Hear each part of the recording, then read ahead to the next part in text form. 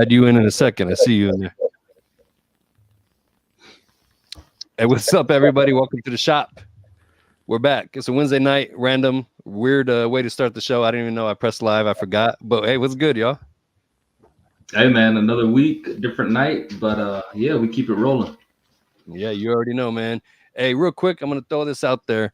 Of course, follow us on OnlyFans. They help keep the lights on here. But hey, Roots of Fight. I've been calling you guys out for a year now. Look, I'm rocking your merch. I got the beanie on. I got the tee on. I'm giving you guys free publicity on our platform. This is the last time I'm doing it. I'm calling you out all over social medias. ITR Boxing and Roots of Fight is a perfect partnership. That's all I'm gonna say. I'm gonna leave it right there. I'm gonna let you guys fans leave comments all over Instagram, Twitter. We're gonna blow them up. We're gonna make this a reality going into 2024. But we're not gonna waste too much time. I have a special guest waiting for us. He was in action last weekend, and if you follow this platform, you already know he was the most recent episode of the Fight Life. Here he is, Mr. Joseph Rivas. What's going on, bro? Not much, man. Thank you guys for having me on right now. Oh yeah, definitely, man. It's always a pleasure. First and foremost, how you doing?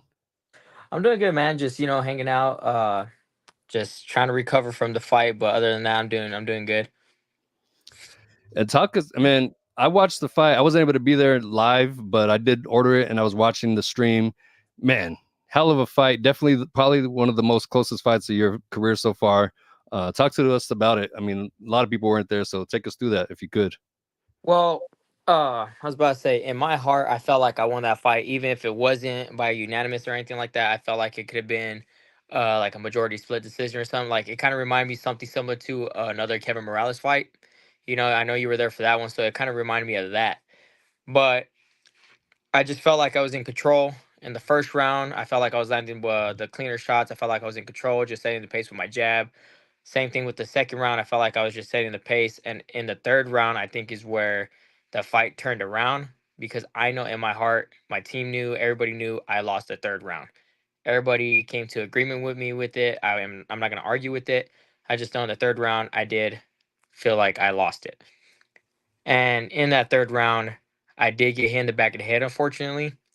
Uh, it was like twice in a row. It was from the clinch because he kept hugging me. He came clinching me, and besides pulling off clean and throwing a punch, he ended up punching right there in the clinch, and it hit me in the back of the head.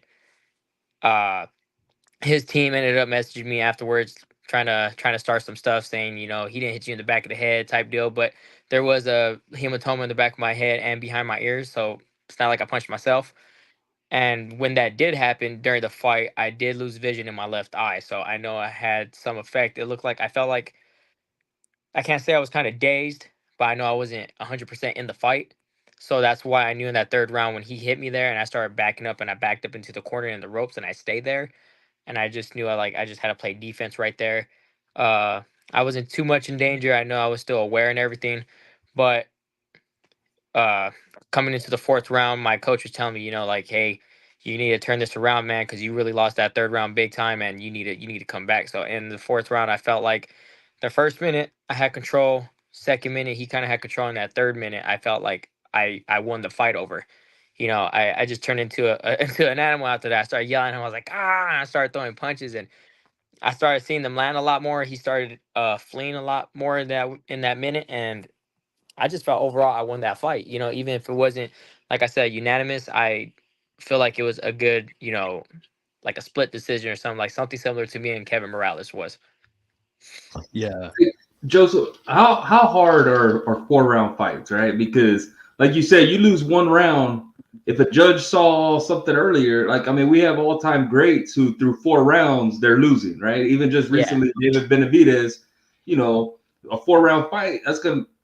I think we said he lost the first two, and so for like you, it's going for how hard is that? What is that mindset like? Honestly, it's pretty hard, because like I said, like the whole situation with the fight week and the whole situation with weigh-ins and everything, it was just fucked from the beginning. Like it was a last minute opponent, like 3 days. We were practicing for a whole 6 round fight, so my cardio was there. We were practicing for a 6 round fight with a technical southpaw, and instead, we got a 4 rounder with a guy. I was supposed to fight at 134, and this guy came in at 140. You know so it was just all like just last minute type stuff. But I was conditioned for a 6 round fight, and some people don't understand the urgency you have to set, in a 4 round fight. Because even one round, like with me, that third round cost me my fight. Yeah, I didn't win, but yeah, I didn't lose. I got a draw, but still, who wants a fucking draw? You know what I mean? And a lot of people don't understand that. One round could cost the whole fight, and that's what happened with me. So it's not like I could set back. Like I said, it's not like I could just take a round off, even if I did get rocked or anything, and I just took a round off and I was just dancing around, just throwing a jab away or whatever. That could even cost me the fight. It's like I have to be on the gas, like the whole 3 minutes nonstop to win this fight. Yeah, So and it's I it's think it's pretty tough. yeah, I think the fans and people watching they have to understand that because, like you said, you lose one round. If a judge saw something, that maybe not everybody saw, it's a draw right there off the bat, Yeah, and it's very, I mean, misleading. Like on paper, right, it's going to be a draw, but it's also misleading, right? Like yeah, especially when you were planning on going six or just another round would kind of play out yeah, because I mean someone could get, I mean, people don't say, oh, not lucky, but you get lucky, land something, and you won that round, and now you win one more round and it's a draw. So yeah. tough Yeah, fight, man. it's pretty tough, man. Because even in a 6 round fight, it's like I could, not even say just take a round off, but it's like I could still work for 2 rounds. You know what I mean? Or just work around, play with 2 rounds, and work those 4 rounds. But even Well, then, it's like it's hard. It's hard to still, give up a round or two. even Even then, I even feel you, like a you even six see it. We round. even see it in a 12 round fight. You even see people in a 12 round fight give up one round, and it's like sometimes that round will cost them. You know what I mean? So it's pretty tough. A lot of people don't understand that. They just think, oh, 4 rounds, this guy might not be conditioned or something, but they don't understand the urgency you have to have and the gas you have to go a full 3 minutes, 100%. You know? Especially when you're planning on six, and then yeah, I mean you can't even really get to fill out the fight, right? Like Yeah, you said, this yeah, is a late replacement, and now it's like, hey, you got 4 rounds, figure this out and win the, not only figure it yeah, out, you got to figure it out and win. So yeah. it's really, you don't get that chance to, as they say, download data or whatever. It's like you got to Yep. just go. That's crazy. So Yeah, it just sucks because like you were saying, like download the data. Like you see, like a Javante or a Lomachenko, they take their time. They're downloading the data. They're seeing what their opponent does, how they move and stuff. But in a 4 round fight, it's like you have to figure out on the fly in the action. It's like, okay, I got hit. I got to do this immediately to win this round back or something. It's all about urgency, and that's what I feel like is a very tough mental game too with a 4 round fight, because you just think, oh, it's 4 rounds, just 12 minutes. It's not that long, but when you're pushing the pace like you are and you have someone that doesn't back down, doesn't get knocked out like that, and it's just going back right at you, it's pretty tough mentally as well. And it's got to be harder too because you mentioned Javante Lomachenko. Those dudes got time to study their opponent. They know who their Yeah. opponent is. The whole world knows who the opponent is. Hmm. You don't. You know what I mean? Even if it wasn't a late replacement, you still don't know much about the guy this early Yeah, that's on. true. Yeah, that's true.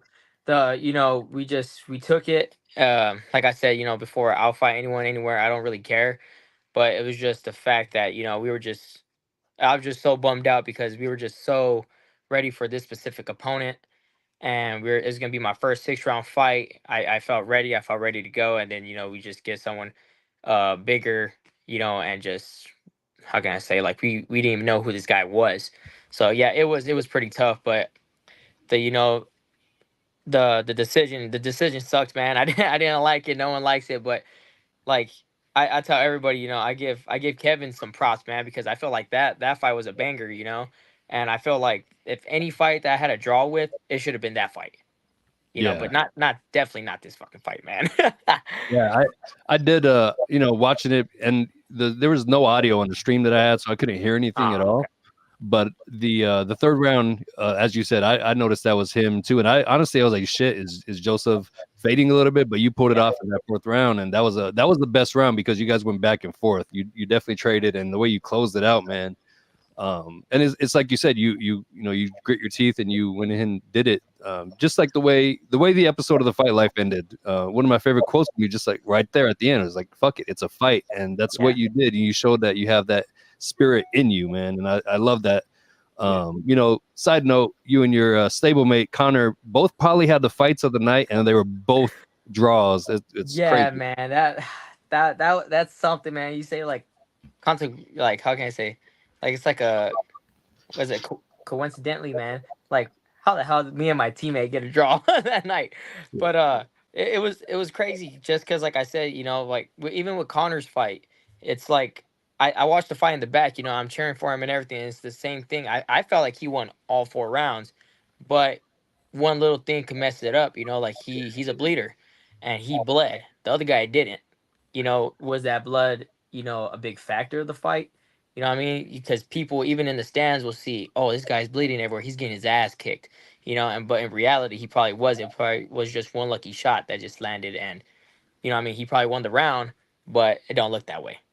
Yeah, So, so we were just talking about that. And he's really bummed out, but he's back on it, man. He wants a rematch with that guy. He's been in that gym. He's killing it.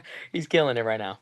yeah, and it's tough, because even for a judge, not to throw them any bell, but like 4 rounds, like I don't even know if a fight is like a story, right? I don't even know if you know what's happening in that story yet, right? Like, Yeah. is he breaking them down or whatever? So a 4 round fight, man. Like, hey, props to you, Joseph. No L on the record, a draw.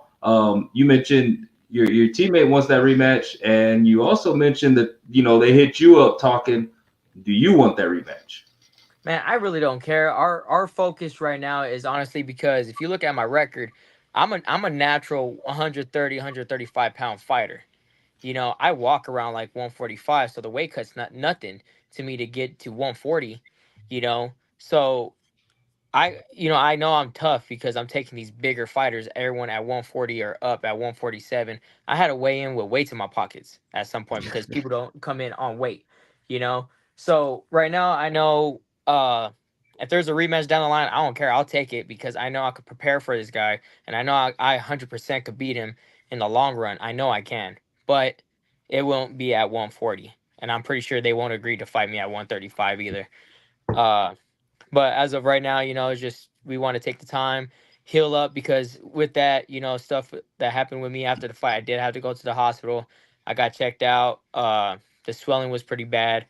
My team had concerns about me because 7 professional fights, I never acted the way I was acting. I guess I wasn't acting 100% there. The doctor ringside even told me, I had to go get checked out because he saw the back of the head blows and he was very concerned as well. So I went to the yard, man, and they did CT scans and stuff, and it turns out, I ended up with a concussion, and someone who fights like their whole life never had a concussion my whole life, man, and I'm having that happen to me right now. It sucks, the noise, light, everything hurts. It feels like a migraine every damn day. But I just want to take time, the holidays are coming up, just hang out with my kids and stuff. Take time to recover because brain injuries are probably the worst injuries right now, and probably get back on the horse here pretty soon, and we'll see. But I know my goal right now is just to keep the weight down and hopefully fight someone that in my natural weight and see how that goes, and hopefully be a 6 rounder.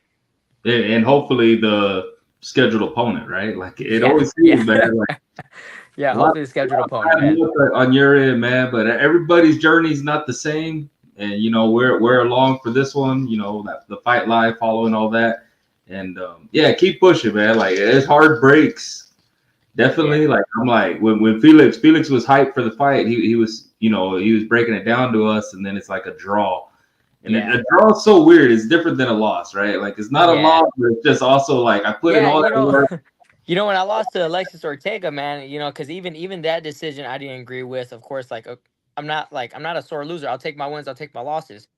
But like with that fight, it was a loss. I felt like I could have won. I wasn't so anal about it, But this one, it was like a draw. Really, after all the sacrifices, everything we went through, and then this last minute opponent came in, we're gonna give him a draw. I don't know.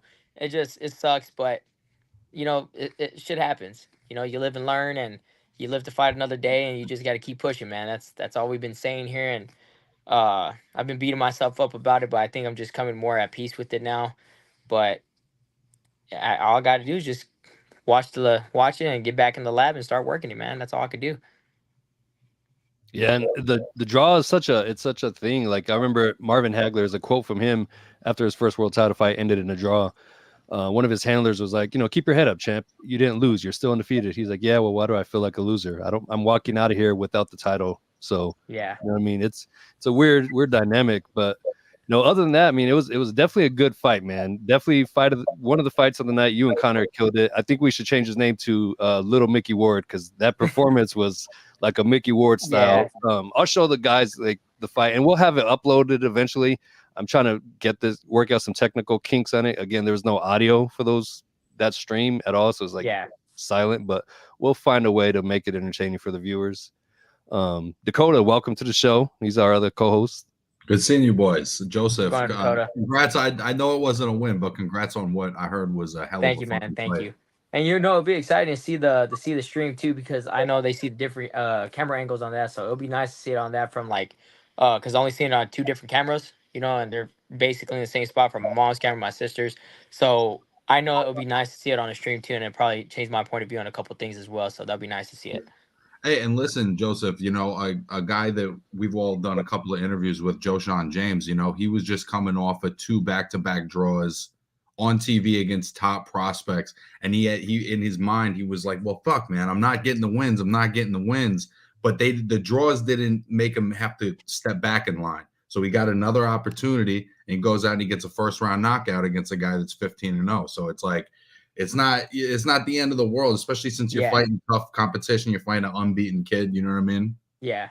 And and about that too, it's just like, I always got to remind myself, I don't have any boxing background, so to see how far I'm coming along and now having a record of 5-1-1, with someone with no boxing background and fighting professionally and fighting all these people who have a good amateur background or even some type of good amateur record and even pro record, it's like I'm not doing half bad. I got to remember I'm still new at this game too. Even the greats had losses, so I can't be beating myself up about it. So especially when you lose. Yeah, and like I said, it's a 4-round draw. Like how many good fighters do we know that are losing after 4 rounds? Especially where you said you like to. I mean, you knew nothing about this guy, so it's not like you had to do it all on the fly, like you said. Yeah. So a 4-round draw, it's like, all right, it sucks, but it's not the worst thing. Your style is also like you have kind of a wear you down kind of style. Like I'm excited to see how your style looks in a 6-8 round fight, where in the 5th, 6th round, how comfortable is somebody with you in their chest? You know what I mean? Yeah, and seeing that's the thing too, because like I said, we were preparing for something. So like we're used to going now like 8 to 10 rounds and sparring and hard sparring, nothing light, and we go like that. And in those last couple rounds, that's when I start pushing the pace a little bit. I start getting in your face and start being an asshole, I start being that bully.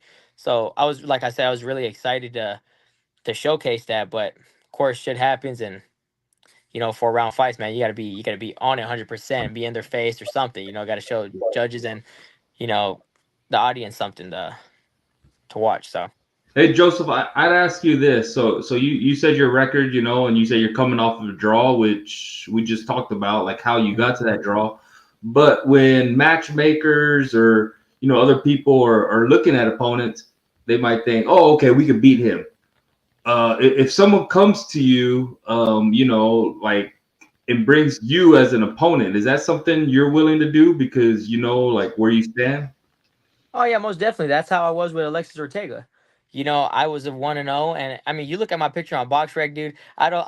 They have my picture up when I was like 18 on there, so I look like a dork. So whoever looks at my picture on BoxRec will say, "Oh, I could kick that dude's ass," So we're gonna have to update that picture. But yeah, I went in there as an opponent with Alexis Ortega, and I gave him a hell of a fight. I honestly thought I won that fight, and he was 5-1 at the time, and I was 1-0. So I don't mind being an opponent. I told my coach many times, but us being a signed fighter right now with Roberto and Iron Boy, it's just we're trying to build up, my platform, see where we're at in about 2 to 3 years, and even if I have to be an opponent on TV, then we'll go for there. But my time hasn't came yet, so we're just preparing slowly but surely. Right on, man. And we talk about it all the time. Like all losses are not created equal, right? Like if a guy shows that he wants to fight and he can fight, to me a loss doesn't matter, a draw doesn't matter. And especially your style, what we've seen, hopefully you do get the big opportunities because that's what fans, at least that's what I want to see. So yeah, keep doing you, man. All right, thank you guys, man. Thank you. Means a Yeah, lot. definitely. And before we let you go, again, I mean, Joseph Rivas, you're going to see him a lot more on our platform. You can go to our channel. We have his fight with Kevin Morales on there with commentary by Dakota right here and Jack. And of course, our latest episode of the Fight Life on OFTV. Go check that out. Good stuff, man. Great story. Showcase you and Randy, your coach, and hopefully we'll get some more footage in pretty soon too. Oh yeah, most definitely, man. Just let me know. I'm always available. So Yeah. Hey, Joseph, I throw it out. If you ever just want to get on and talk that talk about whatever's going on, whatever fights are happening, or whatever you're doing, always welcome, man. You got a all right, platform. thank you guys. Thank you. Yeah. Yeah, I'm gonna try to get on more with you guys. We're trying to do a lot of stuff, man. Like 2024 is gonna be something big. So we're just gonna prepare and then I'll share you guys the news and everything. So it'll be exciting. Before we at let it, you go, too, let's get your quick prediction on Devin Haney and Regis Prograis. Oh man. Look, I'm not a Haney fan. I'm not a Haney fan, man. I wish he gets knocked out, but uh you know what I mean? But I honestly feel like I hate saying it because I'm like I said, I'm not a Haney fan, but I feel like he's like the new Mayweather, man. I feel like there's just his style, the way he is. No, and he gets people to hate him, so you could buy more pay-per-views of him, even though he's probably gonna outclass. I don't even know how to say the dude's name. I'm not Progress. even trying. Huh? We'll call it Regis. Well, Regis. Regis. Yeah, I was about to say I say his name completely different, man. I know I was saying it wrong, but I honestly feel like it'd probably be a tough fight. If it goes to decision, I give it to Haney, but I hope he gets knocked out, man. I'm hoping he gets knocked out, dude. he's, So he's we'll a see. big puncher. You know what I mean? Lomachenko's not a real big puncher. You know what I mean? And if he was rocking him at 135, 140, that's a big you know what I mean? That's a big difference. I'm a small 140 pounder, and 135, 140 is a big difference, and those boys hit harder. So I don't think Yeah. Devin Haney, if he could barely take a hit from Lomachenko at 135, and he's a small guy at 135, we'll see how it goes at 140 for him. So Yeah, those should are my be should predictions, be. man. And then another one I'm gonna throw you. Thoughts on Ryan Garcia? I know you guys fought the same night. You probably didn't see him, but what is your opinion on him? If you've caught up in any of the highlights from last I was weekend? about to say I seen some stuff on him, man. Honestly, like I said, I'm not a big fan of Ryan Garcia either. But he looks like he still fights the same in my opinion. He still throws that left hook. He freaking leads on it very very well. Uh, he looks like he still fights the same.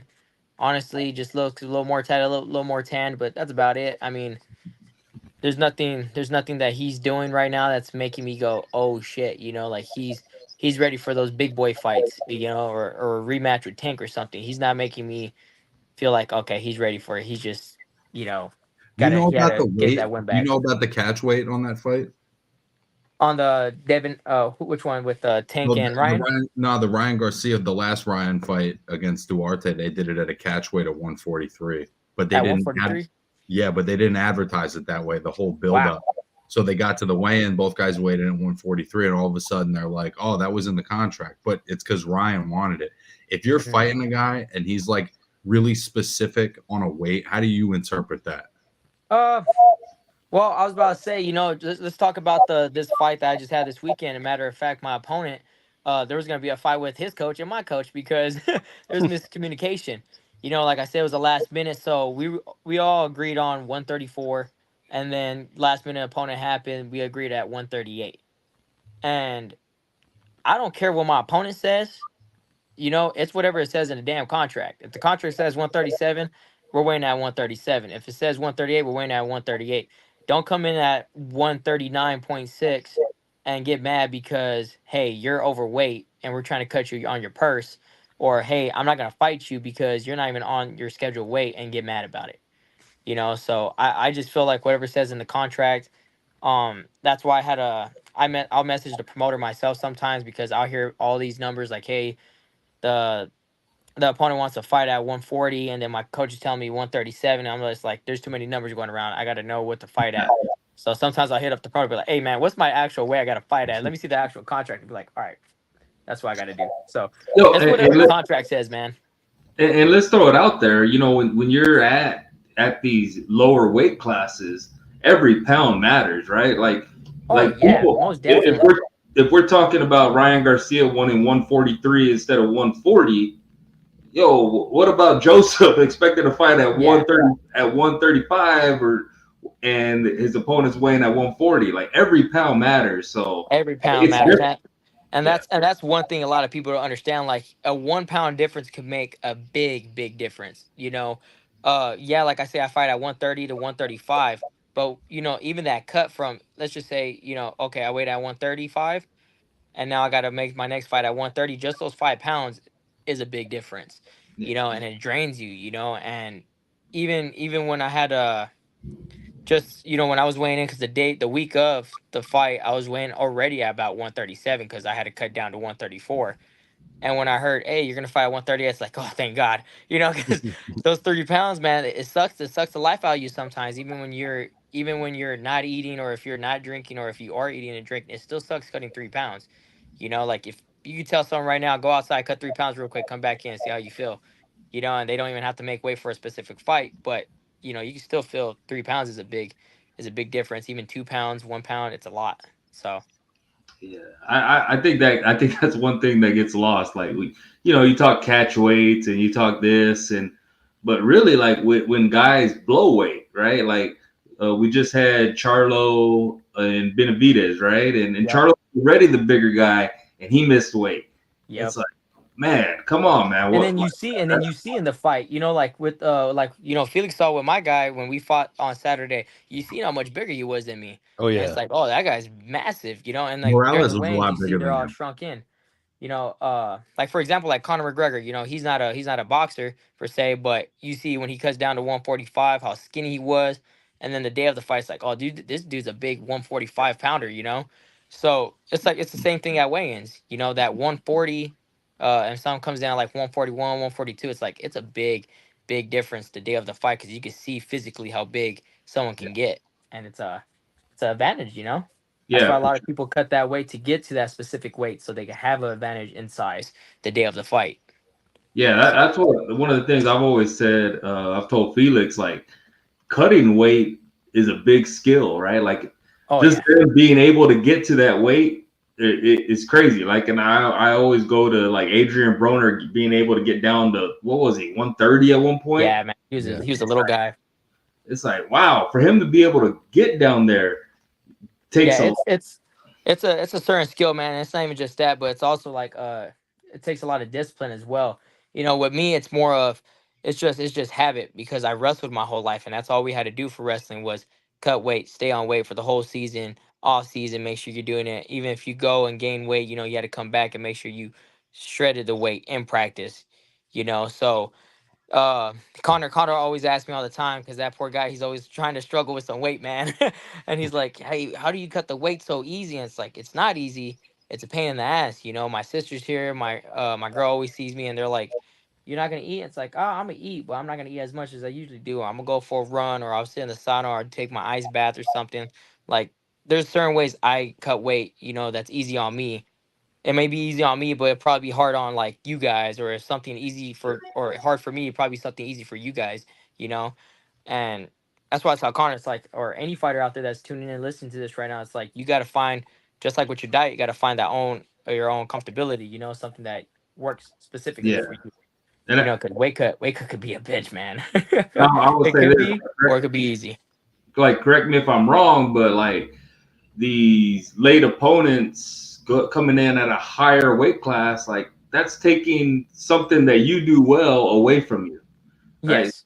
Yes. Like it's like, come on, man, and you're still doing your thing out there. So Yeah. like I Yeah, said, because it sucks. That's why like it sucks because it's like I'm sacrificing all this time to cut the weight, my contracted weight, and then you give me someone last minute, or even someone that, I'm gonna fight and they come in overweight. Cause like it's happened the last couple opponents, like I want to say about 4 opponents out of my 7 all came in overweight. And that's why I was saying, to Felix, like I had to weigh in with weights in my pocket or something, and it's like, man, and then the next day it's like, all right, I'm at like 142 or something, and my opponent's like at 160 something. It's like, all right, we got to fight, and it just sucks because it's like I put the time, I put the effort in to actually make the weight, and you're just showing me you're just being lazy, yeah, not making that contracted weight. You're not being disciplined enough. You must not want it as bad. So And you're still fighting at a disadvantage and still doing your thing. Like yep. you still didn't lose. So like, hey, props to you. Hey, Thank you, there's man. Thank you, guys. that dude in your last fight though. That dude was like what 6? He had to have been like 6 feet. Oh, the guy Not that this knocked last down, weekend, like, the one before that. Yeah, yeah, he was 6 foot. Yeah, that tall yeah. motherfucker, man. that dude was fucking big. He's Yeah, I was six like, foot, awkward as hell. yeah, he was awkward because like even with that fight, I already knew I was gonna knock this dude out. I mean, his record wasn't all that. He was probably like one of my very few like tune-up fights because I never had a tune-up fight. It was like Kevin was a tough fight, Alex was a tough fight, even Chico, my first fight was a tough fight. So it was like this was my tune-up fight, and I knew I was gonna knock him out, man. But I didn't think it was gonna be That that quick. quick, Yeah, that quick, man. Because the first punch I landed in like the first couple seconds, it was that left hand to the body. I just felt he was soft, and I was like, "Oh, this is gonna be easy." And then I threw that punch, man, over the top. I didn't think I was gonna hit him in the head. I thought I was gonna hit him in the chest or something, and he just fell. So yeah. And then that that was was the pretty fun. referee just waved it off. Yeah, the referee. Yeah, he talked to me after the fight too. He's like, I could see in his eyes, man, he wasn't all there. I was like, he Yeah. wasn't all there because even after the fight, the opponent asked for a rematch. I was like, he wasn't all there, man. Clearly. Well, hey man, we appreciate having you on again, Joseph. I'll be seeing you soon again, sure. And again, for other people watching in, stay tuned. We'll be, sharing his story and the journey of his career as step by step as it goes along. Yeah, thank you guys for having me on, man. Thank you for everybody tuning in. It's been an honor, guys. Thank you. Cool. Appreciate you, Joseph. All right, you guys have a good one, man. All right, you too, man. See you Later. All right, guys. Yeah, that was again, boxing is it's a crazy sport, right? It's you hear stories from the top, but you don't necessarily hear stories like at this level, and I think that's important for a lot of fans to listen to. The 4-round fights are so crazy. Like that's always been so crazy to me, bro. Because let's say a guy just goes out, 100%. He could win that one round. Now you only got to win one other round to have a draw. 4-round fights are crazy, especially against someone that you've never seen before, never have no idea about. We're training for someone completely different. So really, it's kind of like, let me just not lose this fight, almost, right? Well, because it's tough, right? Because that length of fight is almost meant for, I was just in the amateurs. So now I'm transitioning from the 3 rounds with the headgear to the 4 rounds without the headgear. Yeah. But at the same time, when you're fighting those 3-round fights, you might fight a couple times in a day. You might fight a couple times in a week. Like, it's not as do or die as a professional fight. Yeah, 100%. And a lot of, you don't see 4-round fights too often, right? Like these, if it's a top prospect in a 4-round fight, then yeah, he's gonna get him out of there, right? But for like Joseph, a prospect, and now he's got to fight someone bigger, right? That makes it harder for him to hurt, harder for him to knock out, and now he's got to win 3 rounds somehow just to get a win. It's tough, man. And like Felix said, like, there's the top, and then there's guys that work for it, grind from the bottom. And, that's why I respect Joseph Rivas' story so much. Check OnlyFans so you could respect it even more.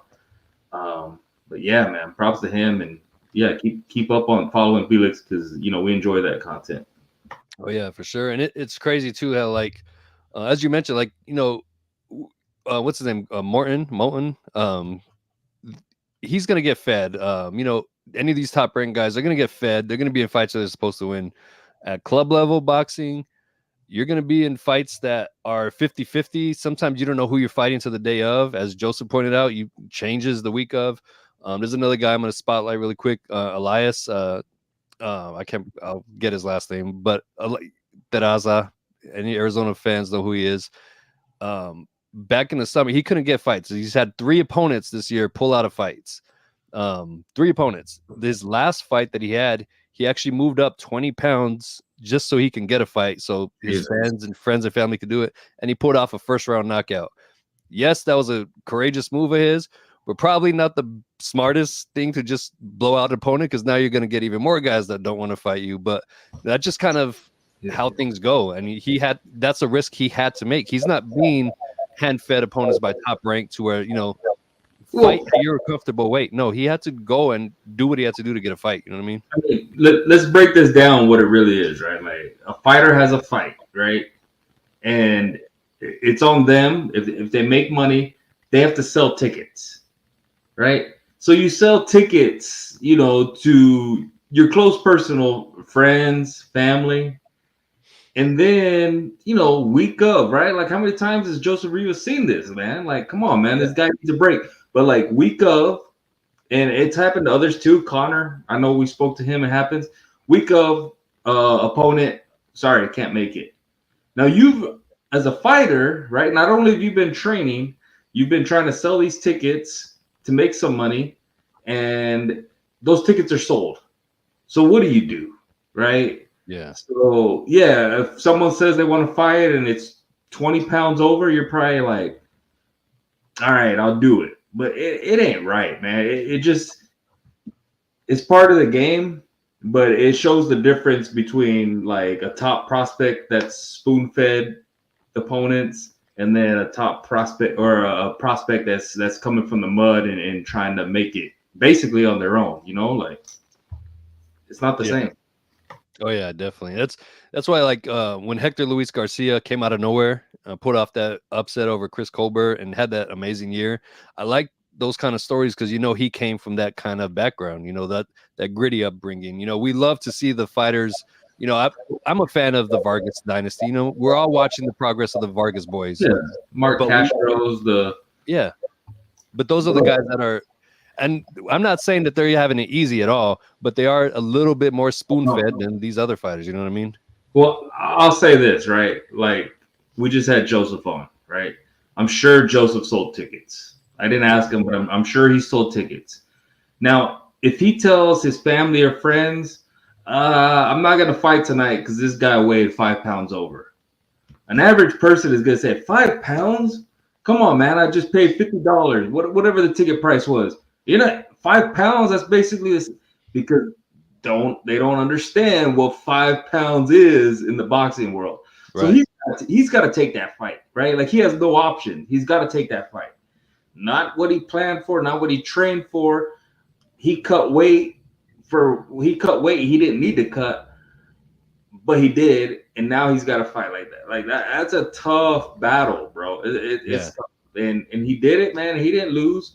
Like hey, man, just keep going. But it's just something I don't feel like everybody grasps what's going on. So yeah, in boxing, and I'm gonna segue that into this weekend because I feel like that's the contrast between Haney and Prograis. I feel like Haney had kind of that, and again, I'm not saying Haney had it easy at all, but he was more spoon-fed than Prograis was. Prograis had that gritty upbringing a little bit more, and with that, that's the clash that we're seeing this weekend. We're seeing the A side versus the B side as much as you can have. You know what I mean? I think what's funny too is some of that literally like plays out in real life. Sometimes it's as simple as I was watching the face off and Regis was like, you've never had to work a job while doing this. So you automatically don't understand what most of these fighters are going through. Sometimes that really is the difference, right? If you get to just be a young person and focus on your boxing, you're going to get a lot better, a lot quicker when you're in those learning years, as opposed to guys that have to go and work a 9 to 5 if it's manual labor. You know what I mean? And then go be a professional fighter. That's a whole different set of challenges. Oh, yeah. And there's so many fighters like that who they have to balance their work life, parent life, a gym situation. I've heard guys who have to travel an hour, catch a train just to go to a gym, to come back and be late at night. You know what I mean? There's more of those stories than the other side. Well, again, correct me if I'm wrong, but like not only that, like I believe Regis was affected by the Hurricane Katrina. Like he was in New Orleans and completely got, misplaced and ended up in Houston. Like, that's different, right? Like nobody's like, hey, just beat this guy. We'll pay you the same amount. Just beat this guy. And it's this fight, as we're talking about Regis and Haney, I'm more intrigued kind of every day as we get closer. Yeah, I am too. And then the build up, they've done a great job at hyping this one up. They really stepped up their production on this one, and I'm curious to see. As you know, as we mentioned, as Joseph mentioned earlier, Devin is fighting heavier. These dudes hit a lot harder, but this is also the healthiest I've seen Devin Haney look too, fight week. So we also have that to consider. Now he's feeling a lot more comfortable and healthy, and he's probably going to go in there and be ready to put on a performance, and he'll have the energy to do it. So I'm reserving my prediction because I want to see what Devin Haney shows up, and maybe he does have more pop. It's going to be interesting to see. Yeah, I mean, aside from having more pop, he may just have better reaction time. He might be able to, he gets buzzed at the end of fights. Maybe he takes a punch better if he's not cutting weight within an inch of his life. And on top of that, I've heard and seen videos where Regis looks like he's having trouble making 140. So you got a guy 10 years younger moving into a new weight class that he might be more comfortable in against a guy who's 10 years older who might be running out of time at the weight class. You know what I mean? I like Regis as a fighter a little more, but I think those two things like really play onto Devin's side. Yeah, like I said, there's a lot going on, right? Like we talked about how each pound matters, right? So now Devin, there's 5 pounds he doesn't have to cut. Devin was one of the best at 135. Clearly, he became undisputed, right? And now he doesn't have to cut that weight. I'm with you, Felix. Like, what happens? Is he stronger? Because we kind of always say, like, oh, Devin can't punch, right? That's the thing. Devin can't punch. Devin can't punch. Well, now that he doesn't have to cut those 5 extra pounds, do those punches have something more on it? And I saw, what's his name? Bill Haney, Devin's dad, and Regis's trainer kind of going at it. And Bill was like, yo, we're going to knock you out. Like, are you going to, he was asking Regis's trainer, are you going to run or are you going to fight? Like, what are you going to do? And Regis's trainer said, we're going to fight. And he said, okay, you're getting knocked out. I'm not the biggest Devin Haney fan. I'm kind of like with Joseph, like, but I kind of believed him, right? When he said that. Like, I don't know if he's that good of a salesman, but I'm thinking like, yo, Devin feels really comfortable at this weight. That changes a lot. Yeah. It's a big thing. And I've seen rumblings and talks of, again, nothing from the Haney camp. This is all from other media outlets and other people throwing in their 2 cents. But, talks that Haney's just going to be here for a cup of tea and he's going to 147. So, he's probably if that's true, he is enjoying this weight, but that just says that, he probably feels even more comfortable at it, even higher weight. So this is just kind of an appetizer for him. So I am curious to see, and I would definitely say he doesn't have that sunken in face look. It's fight week. He's been looking healthy. And I'm sure, as time has gone on this past couple of years, his career has really propelled higher and higher, and he's riding that momentum wave. Regis, we all know, had one of the most boring fights of the year, and his momentum is not there. He's on a downward slope in a sense. So, he has more of a chip on his shoulder, but Haney has all the confidence in the world right now, and it's going to be very interesting Saturday night with that level of confidence and, confidence in his body and whatnot. And real quick, yeah, sorry, Connor, you you missed it, bro. Just a few minutes late, man. But you can always run it back and watch the interview. Yeah, well, once this is over, you'll be able to watch the replay right away. So don't worry. You were mentioned a couple times, Connor. We talked about you and your fight, but yeah, we shouted you out. And also, real quick, Connor, I'm changing your nickname from Kid Canelo to Little Mickey Ward because, damn, bro, that was a hell of a performance Saturday night. Hell of a performance, and that was very Mickey Ward style type of fighting right there. Yeah. With this fight coming up, man, I think we either get a really great fight or a really boring fight, right? Because in boxing is one of those sports where you're only as good as your last fight. Like, if you asked me this question a year ago, I would probably be, man, Regis is gonna win. But we do have Regis's last fight where he just didn't look good. So it's crazy, man. What happened, right? Like, Was that the real Regis, or? And I feel like Regis has something to prove. So Regis is probably going to go at Haney, thinking he can't get hurt. But I mean, I just feel like Haney's really confident, man. Like I would. And I think also to add to that, right? Everyone's going, "Oh, we had a hard time with smaller Lomachenko. How's he gonna da da da da?" Dude, Lomachenko's a great fucking fighter. And not many people can do what he does. And I think that just because Lomachenko gave Devin Haney a tough fight, Devin Haney's still going to beat almost anybody in that weight neighborhood. He just fought an all-timer. Oh, yeah. No, without a doubt. Yeah. I will touch on this comment real quick, too, because I think it is interesting. Haney going up in weight is not going to give more God-given power or chin. Either you have it or you don't. Yeah, there is some truth to that, but there's been a lot of examples of fighters who they fight at below their natural weight, and they fight somewhere where they're more comfortable, and yeah, it doesn't improve their power, it doesn't improve their chin, but their body overall is healthier, and they're able to they're able to absorb more punishment if they're at a healthier weight, and their power is more evident there when they're at a higher weight, healthier weight. So there's examples of guys who they do perform. Yeah, it doesn't give them more, but it gives their body a better response to what's going on in the ring. I'm going to get a little bit nerdy for just a second because I think it'll help explain this. So in your head, there's a layer of fluid between your skull and your brain. And when you're super dehydrated from cutting weight, there's not really enough fluid there. So when you get hit, it's easier for you to get a concussion. So when guys do cut weight, it's not going to give you a better chin, but cutting weight too much will give you a worse chin, if that makes sense.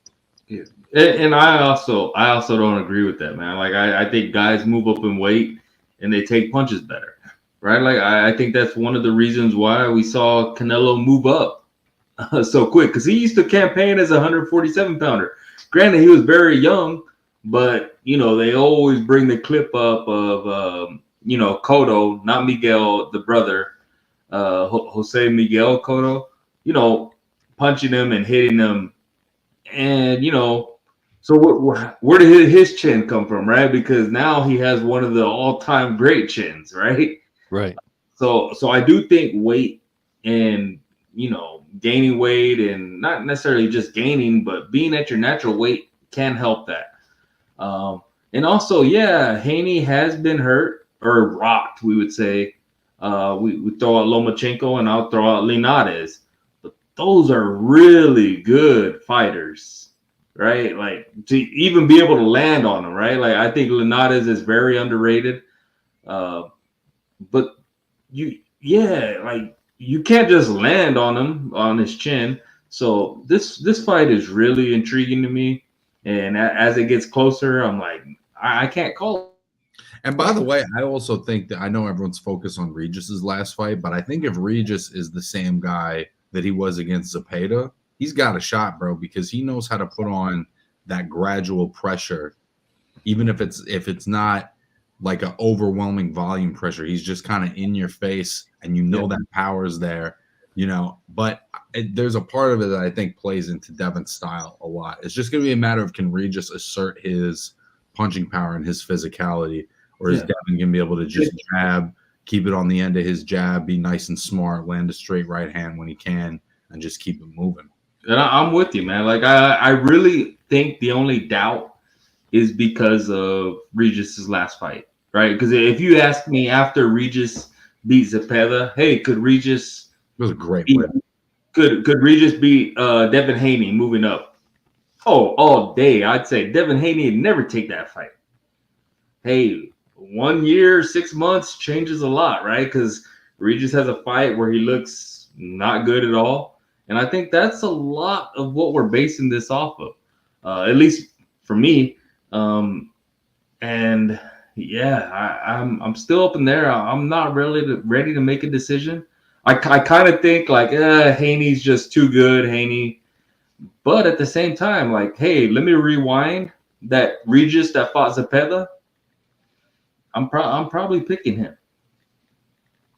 And 140 is 140 is unreal right now. I don't know if you guys saw this, and I can't remember the exact dates or whatever. I got sent this by Jack Kelly last night. So if I'm wrong, it's the legend Jack Kelly's fault. But I believe that we call him Jack Frost now, bro. Yeah, oh, Jack I Frost. got you. All right. My man Jack Frost. So Jack Frost sent me something last night that said that the IBF was going to order a fight between Jack Catterall and Richardson Hitchens for a shot at Subriel Matias. So either way, you're getting two fucking bang up fights, because I think Catterall and Hitchens are probably technically the two best boxers at the weight class. And then you have Subriel Matias, who's like one of the 5 best punchers in all of boxing right now and is very smart. So this is just a weight class that's kind of getting popping right now. Yeah, I would think Catterall and Hitchens hope that they have a rematch instead of facing Matias. I get what you're saying. but how many guys do you have the style that could potentially give Matias problems? I think those two guys have a style potentially that could give Matias a little bit of problem, at least for 4 or 5 rounds. Yeah, no doubt. And there's Albert Gonzalez, like Shakur's last fight. People forget what he did to Valdez.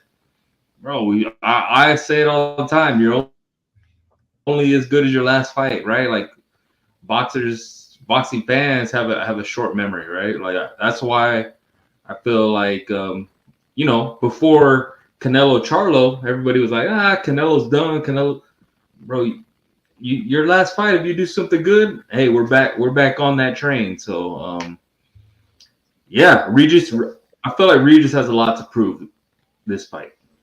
Yeah, without a doubt. And real quick, take a quick pause for the cause. Make sure if you guys are watching, you smash that like button, subscribe, turn on the notification icon, but definitely send that like icon, man. It helps us out. And we don't say that enough on this channel, but definitely press that like button. Yeah. Help the algorithm and keep the comments coming. You guys keep us going all night, so keep the comments coming. Go ahead, somebody break down Rudy's comment here. We're gonna find out about Haney's chin and power at 140. A lot of hard punchers. In a 12-round fight, he's going to get hit. Does he get hit in his past? He does get hit in past fights. Yeah, listen, I mean, the thing about Haney is he's a fantastic defensive fighter, but when he was younger and at these lower weights, he gets caught at the end of fights against the best opponents that he's fought. So it's going to be a matter of how's he fill out at 140, like you said, how's his chin, how's his power, but how's his focus? Can he do it for 12, or does he do 9.5 or 10? And get caught. He didn't against Kambosos, but there was such a huge talent gap in that fight. I never really felt like George was even putting himself in position to land the punch. And I'd go to a couple points, right? Like in the past, I felt like Haney has held a lot. So I think the ref plays a part in this, right? Like, does he allow that holding? They are going to be, and I would imagine, a pro Haney crowd being in the Bay Area. But that because I've always felt like Haney is held when he's kind of, instead of exchanging, right? He gets in tough, he'll just hold. The ref's going to allow that. I don't know. We're going to have to see, right? I don't know anything about the ref. But also, like, how does that crowd... How does he play into that crowd? Because it's going to be definitely pro Haney. Like, do they gas him enough to start exchanging with Regis?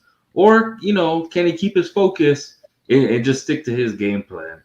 So, a tough fight and very intriguing. And I'm glad we're getting it. Yeah, and props to Devin Haney, man.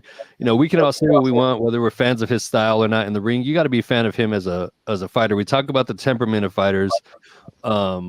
He's taking on whoever. I mean, he's fighting the best. He's traveling across the country to bring them world titles back to the States, and now he's the guy, and he's doing what we as fans want him to do: fight the best and fight whoever's out there. Yeah. Listen, there's going to be a lot of scrutiny. There's a lot of other names out there. Big names, but look at how deep the 140-pound division is. You could fight any of those top 10 guys, and I mean, as a fan, yeah, sure, you might want him to fight, this fighter or that fighter, but we got to respect, he's not taking on the pushover. You know what I mean?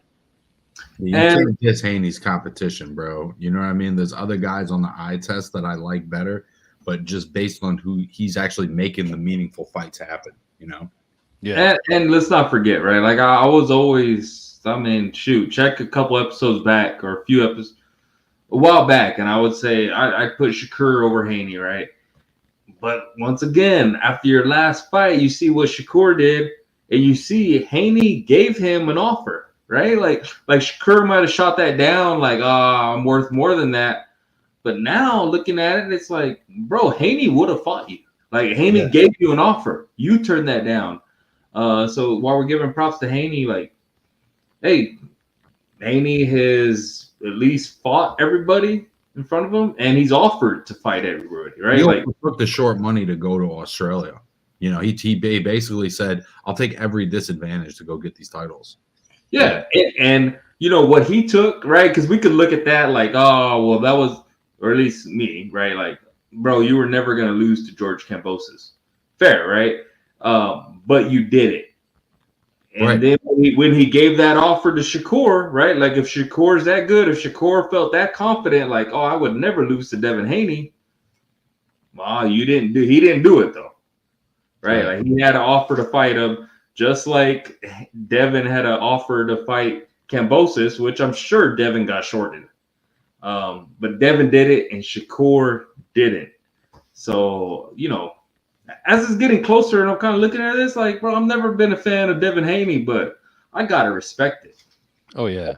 I like what he said too after the fight when he tweeted. I don't know the exact quote. I'll probably pull it up.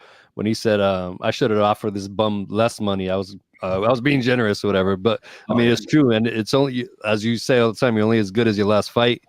And Shakur's stock definitely went down, and you know, Haney's stock is going up based off of activity, who he's fighting, and just staying in the public eye.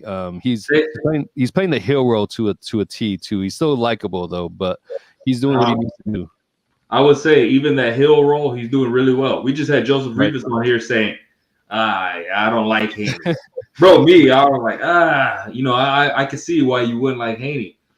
But that's part, just even being not liked is a big deal. Yeah, that's the thing. If I did a piece on some, it was on some other website a while ago, and you know, as a guy was asking me, you know, what is it, you know, how do you become a star in boxing? I'm like, look, you're either Mike Tyson, you're knocking dudes out, you're Deontay Wilder, people are gonna pay to see you. They don't care who you're fighting, they want to see you knock them out, or you're Floyd Mayweather.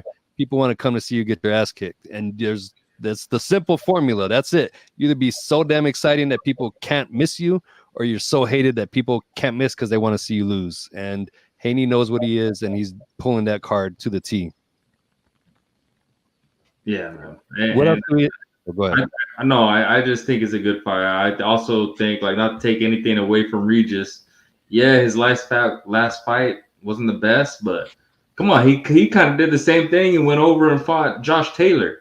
Yeah, and neither was Devin's, by the way. I mean, you know, he lost his last fight. I know he got the decision, but he lost his last fight. So it's two great fighters that are not coming off their best fights. And even if they had both lost those decisions, I'd still think it was one of the best matchups you can make in the weight class.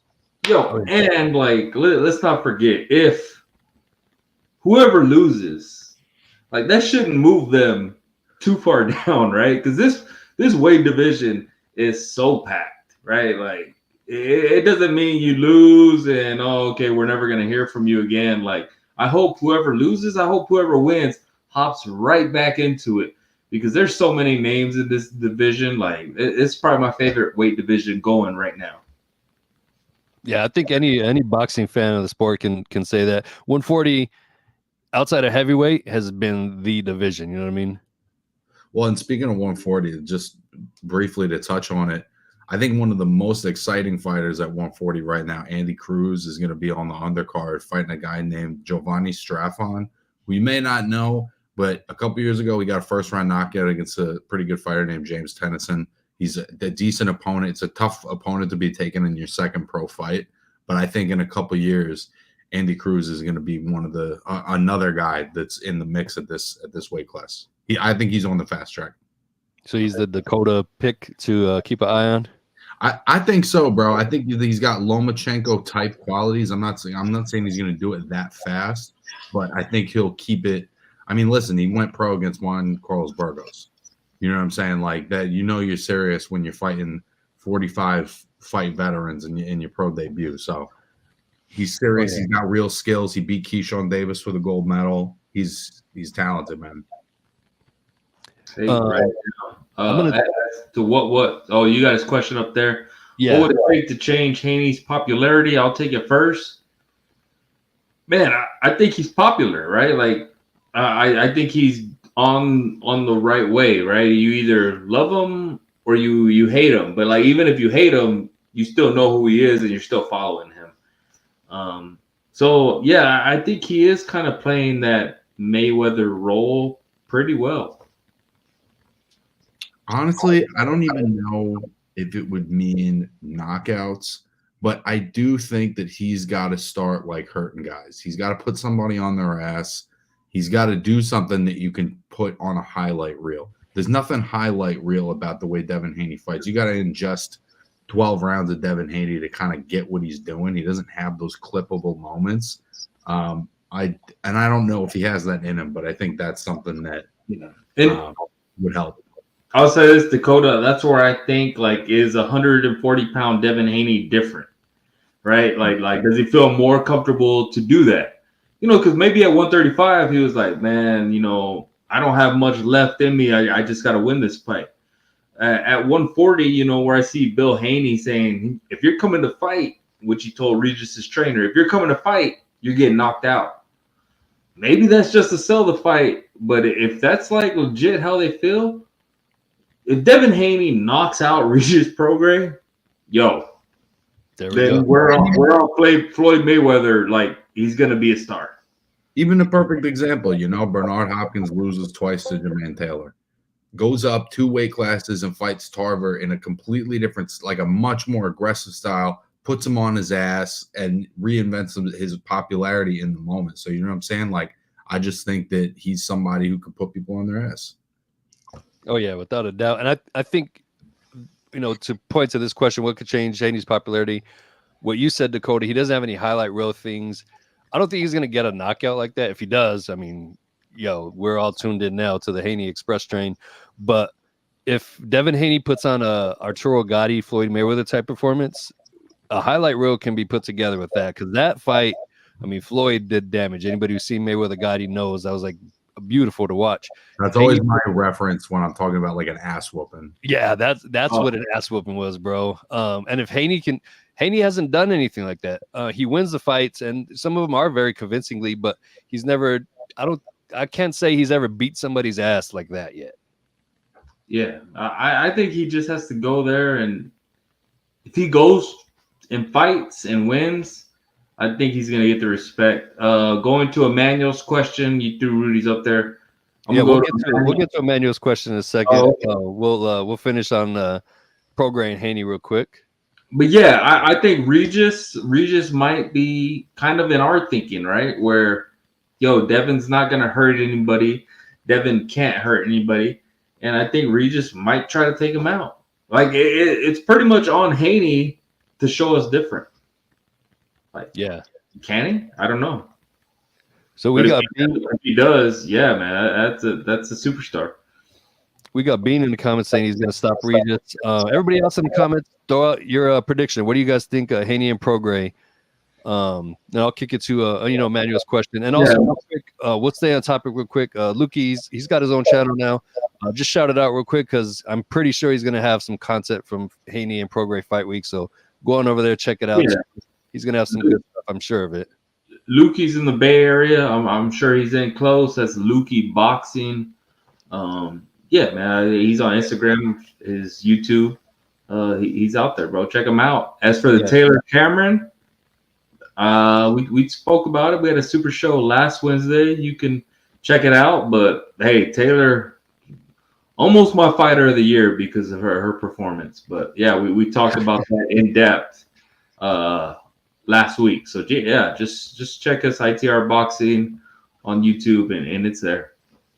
What do you think? You weren't there, Dakota. What's your breakdown of Taylor Cameron? Well, I mean, I don't. Anything I'm saying here is not a diss on Katie Taylor, man. She is an all-timer. I thought the fight was a draw. I felt like she got away with not having a knockdown scored and was able to hold a lot in the last couple of rounds. So I felt like it was an even fight. If they scored the knockdown, I think Chantal edged it. I think Chantal deserved the win, but I couldn't call it an all-out robbery because I think it's a 1-point fight either way. But I would like to see a third fight because I don't think there's anything decisive about the way either of the fights have gone, to be honest. I think you could split the difference on both of them. Yeah, we were kind of on that. I was kind of on I had never seen an older fighter lose a fight, take the rematch, and then win. Once she lost her last fight, or the first fight, I should say, you kind of assume that's going to happen again. So I was hype off her winning that, right? Like, to me, that becomes, okay, Katie Taylor. I was worried she was going to get the Inoue Donaire 2 treatment a little bit. You know what right. I mean? That's usually how it happens, right? Like the older fighter in the first fight, right? We could see, like, Eric Morales, Danny Garcia. Eric Morales does really good against Danny Garcia. They have a rematch, and okay, this is really what it's about, right? Danny knocked him out. You go to Inoue Donaire. But for me, for Katie to lose that fight and then do so well in the rematch, that made me look at her as special. And I went into the punch stats. I think she maybe outlanded her in like 8 out of 10 rounds. I had no problem with the decision, but I don't think Katie Taylor wins the third fight. I don't think she needs to go there. And she also got dropped. She did get dropped. She did get dropped, but we talked about it. Where that ref was, I could see why he thought. I don't think there was any, no malice or anything like that. Nah, he just missed the call. Yeah. I think he just missed it, right? Like, where they're standing, you think in the first round it was a jab. I don't think it was a fix or whatever. I think he just missed the call, but I also don't think that was the change in the fight. I still thought Katie Taylor won. I'll address this question. Shout out my sister. Look, life is all about fighting battles. I'll say this: any married man in here knows what it is, or a guy that's been in a relationship. You know how it is. Your wife, your spouse. You know how to pick those battles. Not everything needs to be an argument. With this, I'll say this. I personally don't think Amanda Serrano should be fighting this battle. This isn't a battle she needs to be fighting. I understand she's passionate about having 3-minute rounds, but I also don't see everybody else fighting for that. There's some fans that are out there, but I don't see any other women fighters that are pushing for that as heavy as she is and taking a stand. I don't think this is a battle she should be pushing for. It is commendable that she actually said, fuck it. I don't want this title if you guys are going to, not allow this, but I don't think it's a battle she needs to be fighting. And I do think after watching her fight, and it's no diss on her or other women's fights, I do think the 2-minute rounds is more beneficial, and it's more exciting watching 2-minute round fights in women's boxing than 3 full-minute rounds too. I'm with you, bro. I don't think the 2-minute rounds, or I don't think the 3-minute rounds even benefit her, right? Like, the 2-minute women's boxing, like, let's go at it. It's all activity. Her power can show in that. Like, if she gets to a 3-minute bout like that, the activity slows down and she can maybe be outboxed. Now, if she's just like, hey, this is the guys fight 3 minutes, I want to fight 3 minutes, that's cool. But like you said, bro, I don't know if that's the hill to die on and to give up your belts for. Yeah. I do respect her for taking a stand on it, though. Yeah, she's definitely not the only one that feels that way. And I think I've talked to a variety of people with a variety of opinions on the issue. I think the timing on the round is less important, and what's more important is establishing 12 rounds for a title fight. I think the fact that there's only 10 rounds on a women's fight, you're talking about a 20-minute title fight, and a men's fight is 36 minutes. So I just think that that's such a big difference in time. If we get to a 12 2-minute rounds, you're talking now about a 24-minute title fight. And I just think that that's more fair to the talent level that's at the top of women's boxing now. Yeah. I mean, we kind of touched on it in a way with Joseph, right? Like 4 rounds, you don't really know. Like anything can go either way. So with the women, yeah, give me 12 rounds. I'm fine with that. But it's just the 3 minutes and the 2 minutes that kind of changes the sport completely. And in women's sports, like, or women's boxing, like that activity is so important, right? And I think that's where like Katie Taylor thrive because she could throw her punches, get up. It's a different sport. You fight differently. And I would feel like 2 minutes with all that activity benefits Serrano. So I don't know why she's standing on this so hard. But she is. She's standing on it because she's trying to make the point that a title fight's a title fight. And I fuck with that. But I think that there's also like, as much as it is a big jump, like it might be too big a jump to do it once, especially with I was talking. I was doing a podcast with Rick Ramos, who trains Jessica McCaskill, and he was talking about like, in certain weight classes in women's boxing, the talent pool just isn't that deep. No. So if you go at middleweight right now, Claressa's number 1. Whoever is number 8, that talent gap might be so gigantic that it's not even a safe fight to make. So what would be the point of making that a 12 3-minute round? You know what I mean? Like that other girl legitimately very hurt. So I think that is something to consider. I do think starting at 12 rounds, I think clears up the scoring. And I also think that would have given Chantal a good chance in that fight with Katie to even it up or maybe even pull ahead if you're talking about a 12-round fight. Yeah. It's kind of all the things we talked about with Joseph, right? Like you can't really tell what's going on. So yeah, the 12 rounds, let's do it. But where the talent pool is so small, I feel like that 2 minutes give the women a chance to show what they got at the highest level, right? Like they don't have to pace themselves. They could go out there and show what they got. And as a fan, that's what I want to see. Like I get maybe that's not fair to the fighter, but I just don't know if 3 minutes benefits a Serrano. I also do think that I don't necessarily think that I don't want the sanctioning bodies to prevent it from happening. Like I think that if 2 championship level female fighters want to agree to do it, I think they should be able to do it. But I don't necessarily know if that should be the standard. But but also like, do promoters want to do that, right? Like, because that changes the fight completely. Like, if we have a 2-minute round, that could be very entertaining. Now, if we have a 3-minute round where they're trying to pace themselves and they're already the power's not there, like, do I want to see that? Me, I guess I'll throw it out there. Like, I don't want to see that. But picture Katie Taylor, Amanda Serrano too. 12 3-minute rounds. I don't think that's going to get boring. Yeah, I don't. I mean, I don't know. I'm not mad at it at 2-minute rounds for 12 rounds. Yeah, I don't know. That's really is the starting point. 12 2-minute rounds for a title fight. I agree. And I still think this is a hill I'll die on. I still think dropping it down to 6-ounce gloves for women is more beneficial too. Their hands are smaller, bones are smaller.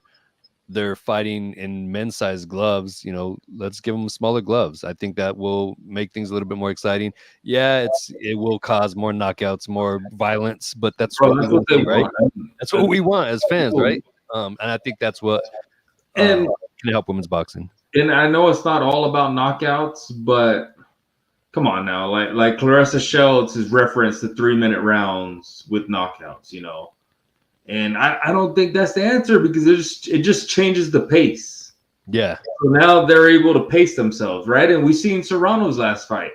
Like, she went 3-minute rounds. Did we get a knockout? No. So to me, that's just not the hill to die on for me. So for her to give up the belt, I mean, she can pick up a good point though. What's that? That's it right there. the equivalent of lowering the rim in WNBA so they can dunk more entertaining. Yeah, you're not going to keep the rim the same height that LeBron is scoring on. You know what I mean? They're taller dudes, so it's the same exact concept. That's why I like it. If I watch baseball and I watch women's softball, the women's softball is 100+ feet shorter, and I see home runs. I see, the game winning grand slam or whatever. Like, it's just not the same. A guy and a girl is just not the same. So I'm with Felix. Like, give me 2-minute rounds with, 2-ounce less gloves. I just, for her to be saying like, oh, if I don't fight 3-minute rounds, I'm giving up the belt. Like, honestly, I don't think that's going to do too much. I think you're going to give up the belt, and it's not like you're going to make more money elsewhere. It's just like, okay, cool. Someone else will fight for it. And it caused the WBC to put out a whole big statement earlier about how much they support women's boxing and their stance. So now we have this whole, Amanda Serrano WBC thing going on. So, I mean, stay tuned. We'll see how that unfolds. Sticking on the topic with women's boxing, we have probably the most controversial figure in women's boxing, also on the undercard this weekend, Ebony Bridges, defending her title. Do you guys have any thoughts on that one? I'm bummed out she's not fighting Avril Matthew. Same. Yeah. And you know what? The sad part, I found out this week. Like, I saw a poster with Ebony against the new opponent, and I was like, "Yo, what happened to Avril?" That girl Yoshida actually fought in New York and has a win over India Smith, who's been on Slip and We podcast a couple times. Very talented, kind of journeyman, but probably also the best 6-6 fighter in boxing right now. Oh yeah. And Mio Yoshida got a tough win over India, so it's not an easy opponent by any means. But Avril is just like maybe a championship level fighter, so we would have gotten a better sense of where Bridges is at. And just outside of boxing, Avril has made her name bigger. Yep. Which I feel like, that was kind of the draw to it, right? Yeah, you got 2 Australian girls that are very popular. I mean, so I'm gonna just run through this undercard real quick too. Montana Love. It seems like he's a B-side now. What do you guys think about that one?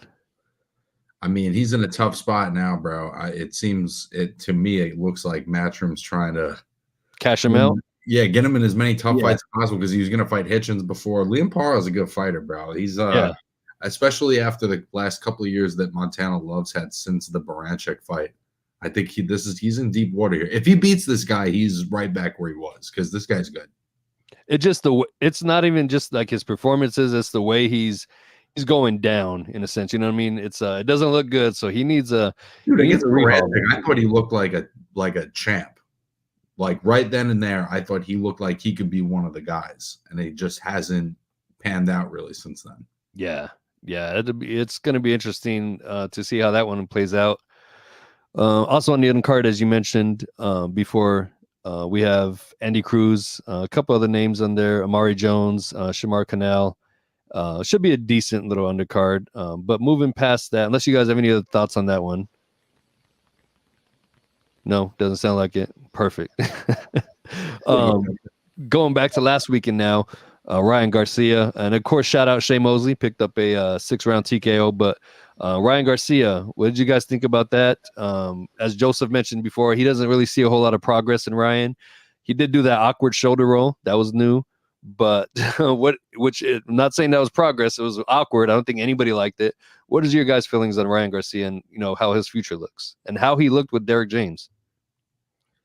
I feel pretty conflicted about it. I think there were some good things, like that first 4 rounds. I thought he boxed pretty nice, and then Duarte just started making him uncomfortable, and he started moving too much, and it looked like he was. I'm all about boxing and moving, but there's got to be an objective, and it looked like he was doing the De La Hoya Trinidad, and it just wasn't really a good look against a smaller guy who we made move up to a catchweight. You know what I mean? And it's, then I'm also thinking, well, you were at 136 the last time and you're fighting for some fucking Fugazi belt and you're doing it at a catchweight. Like, I just feel like he gets everything his way. And so there's things about what he did that were really good, but overall, like, I'm not as far as, you know, I get how popular he is, but as far as him as an elite fighter, at the moment, I'm having a hard time seeing it. Yeah, I'm with you there too. I think he needs more He's a very experience. good fighter for sure, but elite, I'm not seeing it right now. Yeah, and I kind of like, I mean, Ryan Garcia to me is kind of almost in that.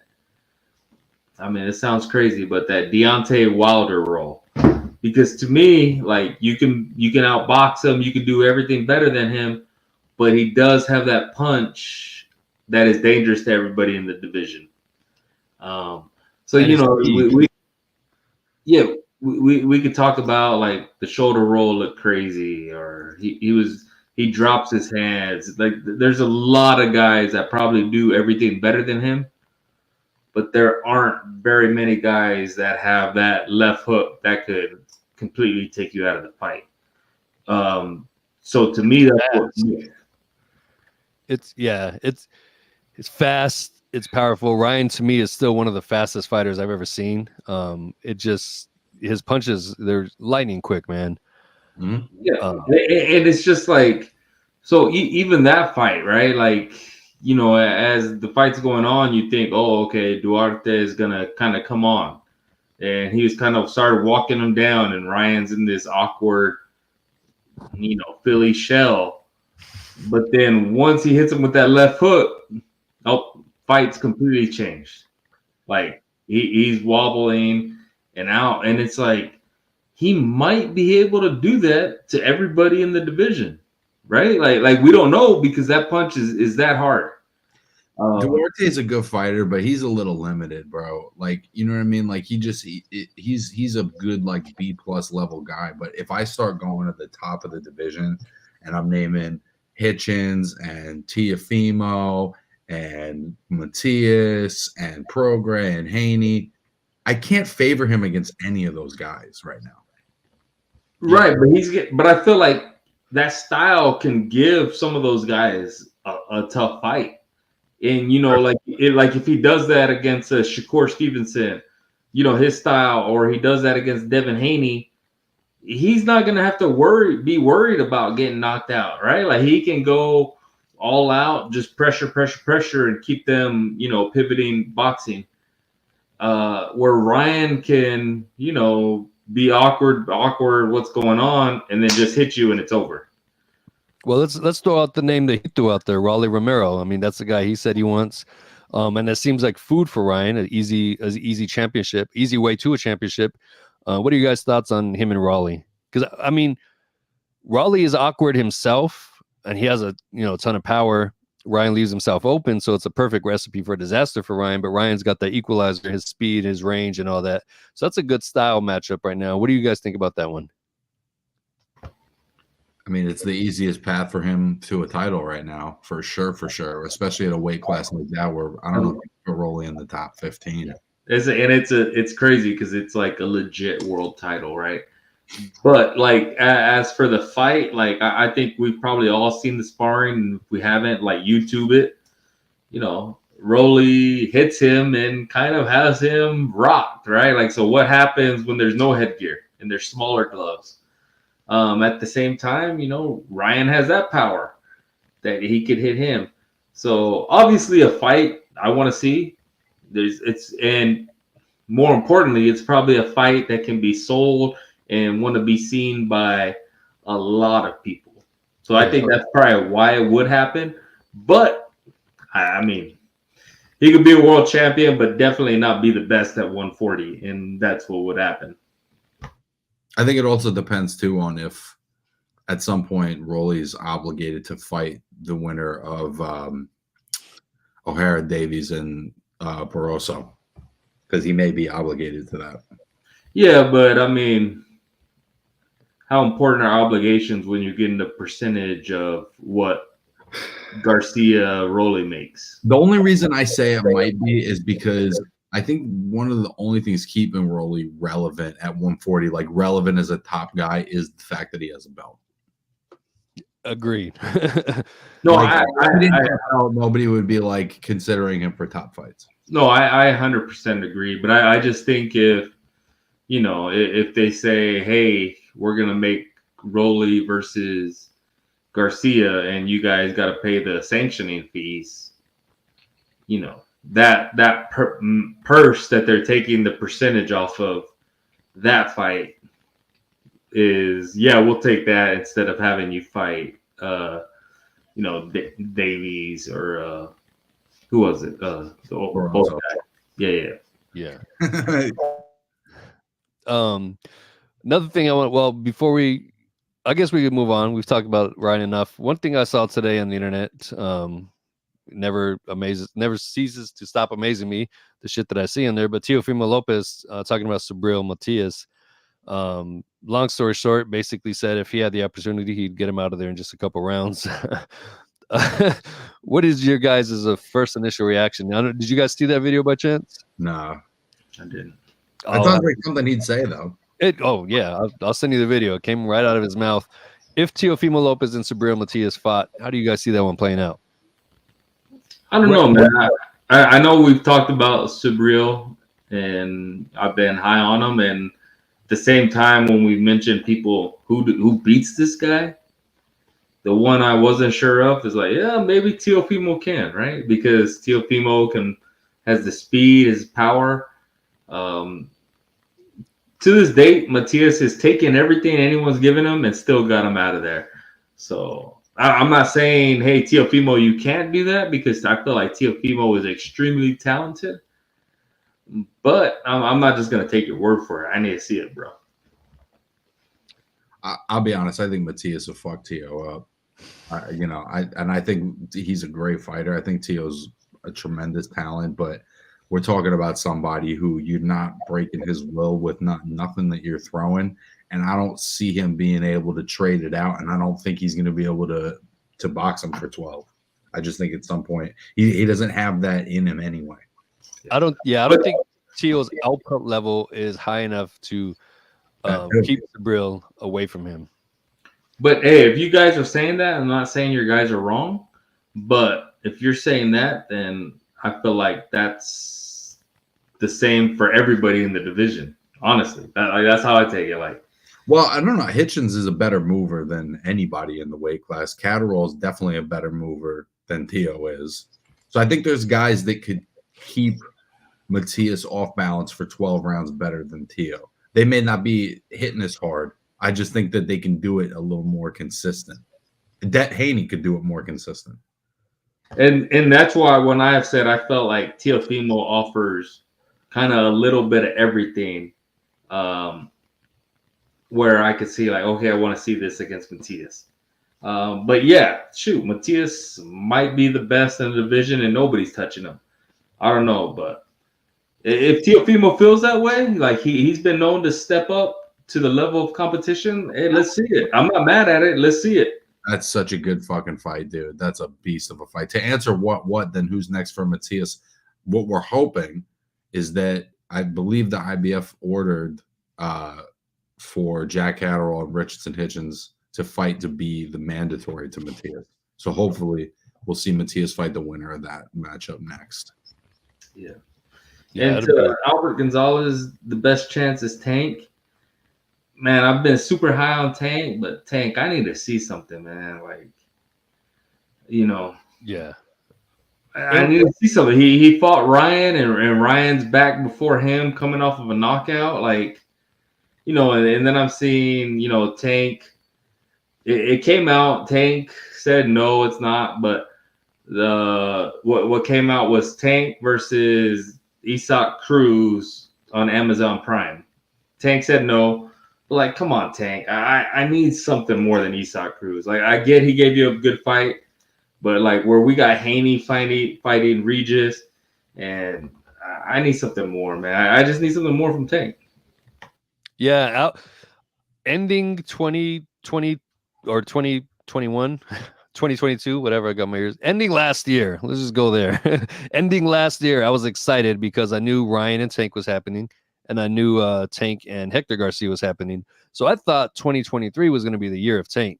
Having two fights early in the year like that, but then nothing else. And that, as a fan, I do feel like it hurt him a little bit. So I'm curious to see, as you said, Ray, we need to see something. And a lot of people are putting the pressure on Tank. They're saying his resume is not there. There's a lot of people throwing, dirt on his name. I'm a big fan of Tank. He's one of my guys, but I want to see more, and I don't want to see the Cruz rematch. I don't care if you wipe him out, blow him out. You know what I mean? If you get him knocked out and you did it in the first fight, it doesn't matter to me. I want to see him fight another top level guy. And while Isaac Cruz is a very talented fighter, he took Tank to the final bell. I still don't want to see that fight. You know what I mean? And it's true. I'm a big Tank guy too. And they kind of point to like Floyd rematches, like Floyd rematched Jose Luis Castillo. Floyd was moving up in weight, and then rematched him. Like Tank is, Isaac Cruz. That's a small guy. Like, okay, you got your win. I want to see you do bigger things now. So if he takes that fight as a rematch, I feel like it does nothing for him, right? Like even if he sleeps him, it's like, all right, bro. Like that's so many options for him. Exactly. We talk about 140. Come on. Well, and he's fighting at 135. Even if you're just talking 135, you got Shakur, you got Lomachenko, you got Morataya, you got Keyshawn David. Like there's a bunch of really talented guys down at that weight. You got Edwin De Los Santos. There's plenty of guys for him to tango with. And Isaac Cruz might be as good as all those guys. It's just that we've already seen it. Yeah. We've already seen it, man. Yeah, and it's like think about it. 140 is a buffet. No matter how good the pizza is, you're gonna want to go get something else on that dish because it's all there for you. So come on, Tank. Like, give us something else. Yeah, we want to see, what happens if him and Cruz running back, but not now. We want to see fans like we just want to see Tank in the mix with all the other fighters. He's like in this other Mayweather realm where it's like he's participating in a different set of terms than the rest of the fighters. I think we just want to see him against his contemporaries. Agree. And I want to see, Tank versus Haney, Tank versus Shakur. I want to see these guys mix it up. You know what I mean? Tank and Loma. And the rest of them are doing it. Right. And I don't understand, what the deal is there. But Tank is, one of the few true stars in the sport of boxing too. And he has the right to kind of cherry pick in a way. You know what I mean? He does, but like if all his contemporaries are like doing bigger and better things and getting belts, and they're going to be fighting each other for belts, bro, I can't have you fight Isaac Cruz again. Right. I just can't. Right. And Isaac, again, I know not to discredit him, but I feel like in order for that fight to really excite me, he's going to have to do something really impressive against somebody noteworthy. And that hasn't happened yet. You know what I mean?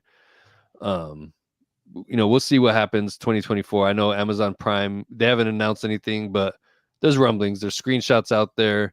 If you go to Amazon Prime, you search boxing now in their Prime Video section, you're going to see a lot of PBC stuff in there, loaded in there. So the writing's on the wall. Confirmed? What was that? Is that confirmed that that's happening, or that's just sort of the... See, we don't know. And I don't know if maybe they're just picking up the library to sell. Amazon Prime has a big library of stuff. They're really getting into the sports content a whole lot more. I don't know if they're getting a deal to produce content for like PBC for, going forward, or if they're just going to have older fights and older stuff in there, like, unloading their library on there. So fans have a place to watch older stuff. Because obviously with Showtime going away, we're not going to have that platform anymore. So we'll see what Amazon Prime does with PBC. I don't know yet. It's unconfirmed for sure. Wild. It's so wild that one of the major promoters, we have no idea where they're going to be broadcasting in the future. It's nuts. I know 2024 is going to be interesting because again, we don't know, we don't know what to expect for, the coming year as far as, where we're going to get our boxing at. We know Top Rank and ESPN still has that locked in. But, where does PBC land? Welcome back, Ray. I see you took a standing 8 count. I'm never out, bro. I won't. I'm not going to give that Demetrius Andre stop the fight. Before we wrap things up, guys, in the comments, appreciate y'all. Make sure you again hit that like button. Throw in some final comments. Let us know, what else is on your mind. Can we talk about this Top Rank card? Yeah. Take it away. I mean, did you see who Richard Torres is stepping up against? I did not. I did not. Break it to me. Based off of Dakota's reaction, I need to hear this now. I've been out of the loop the past couple days. He's fighting the ever dangerous Curtis Harper. Feel it. You know where he's from. You know, my least favorite fighter, dude. My least favorite fighter. I know Nibs is gonna have a lot to talk about that one. No, man, but like Curtis Harper, obviously has gone viral for all the wrong reasons.